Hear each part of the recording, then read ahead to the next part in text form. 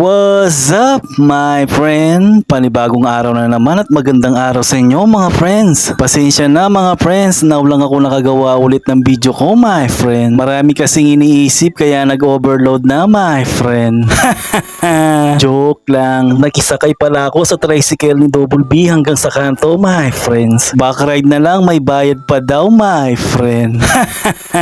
Joke lang, ngayon araw ay gagawa pala ako ng tanghulu my friend. At napadaan na din ako sa simbahan my friend, sobrang init nga my friend. Parang ikaw lang my friend, mainit pa sa araw. Kaya naghanap muna ako ng prutas my friend, tapos nakita ko strawberry my friend. Kaya bumili ako ng isang strawberry my friend, gagawin natin ng tanghulu my friend. At yan my friend, pagdating natin sa bahay, ayan hinugasan ko na kagad at nilinis my friend. Tapos tinikman ko yung strawberries kung okay ba yung lasa my friend. Medyo maasim naman konti my friend, pero okay siya my friend. Yung gagawin lang natin my friend, sobrang dali lang naman my friend. Ibabalot lang natin sa asukal yung mga strawberries natin my friend. Parang barbecue lang pero to prutas na fresh my friend. Tinuhog kong pa isa-isa yung mga strawberries my friend, parang barbecue lang para magandang tignan yung mga strawberry natin my friend. Pero hindi natin niluluto, ibabalot lang natin sa asukal my friend, parang candy siya nun my friend. Baka kapag niluto mo hindi na fresh my friend, bilasa na siya nun my friend, ang pangit ng lasa.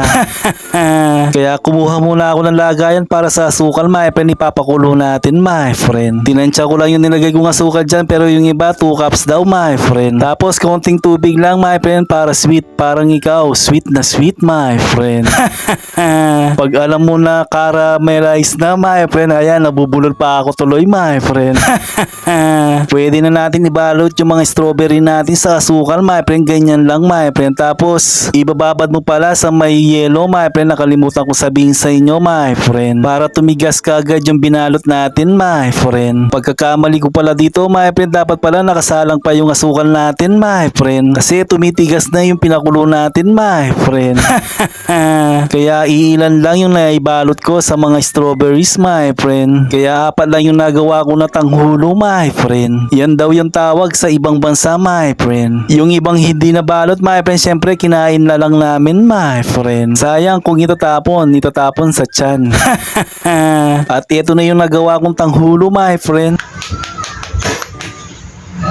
At narinig nyo my friend, sobrang tigas my friend, kaya pagkagat ko my friend, ayan, sumasabit sa ngipin yung matigas na asukal my friend. Parang kumakain ka lang ng barbecue my friend. Medyo nagka-problema pa my friend, ayan, sumakit pa yung ngipin ko dyan my friend, sumabit yung matigas na asukal my friend.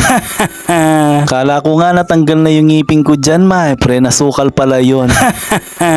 Kaya sige na mga friends.